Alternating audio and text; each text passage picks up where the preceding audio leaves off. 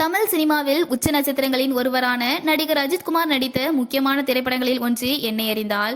இன்று இந்த படம் திரையரங்கில் வெளியாகி 11 ஆண்டுகள் நிறைவு செய்துள்ளது. 2015ஆம் ஆண்டு இயக்குனர் கௌதம் வாசுதேவ் மேனன் நடிகர் அஜித்குமார் கூட்டணியில் உருவான இந்த படம் ஆக்ஷன், எமோஷன் மற்றும் இன்வெஸ்டிகேஷன் கதைக்களத்துடன் ரசிகர்களிடையே பெரும் வரவேற்பை பெற்றது. இந்த படத்தில் வில்லன் கதாபாத்திரத்தில் அருண் விஜய் நடித்து தமிழ் சினிமாவில் மாஸ் ரீஎன்ட்ரி கொடுத்தார்.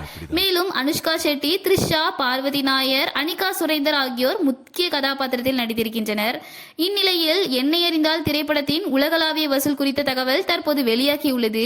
அதன்படி 2015ஆம் ஆண்டு வெளியான போது இந்த படம் உலகம் முழுவதும் ரூபாய் 95 கோடிக்கு மேல் வசூல் செய்ததாக தகவல்கள் தெரிவிக்கின்றனர். பெரிய விளம்பரம் இல்லாமலேயே வாய்மொழி பாராட்டின் மூலம் நீண்ட நாட்கள் திரையரங்கில் ஓடிய படம் என்னை அறிந்தால் என்பதும் குறிப்பிடத்தக்கது.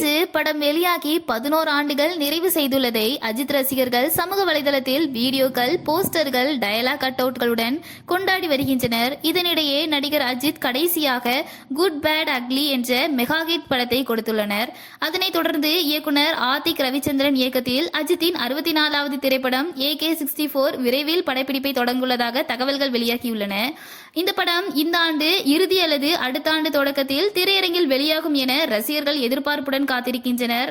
11 ஆண்டுகள் கடந்தும் ரசிகர்கள் மனதில் மறையாத இடம் பிடித்த என்னை அறிந்தால் அஜித் கரியரில் ஒரு முக்கியமான மைல்கல் படமாக இன்று பேசப்பட்டு வருகிறது.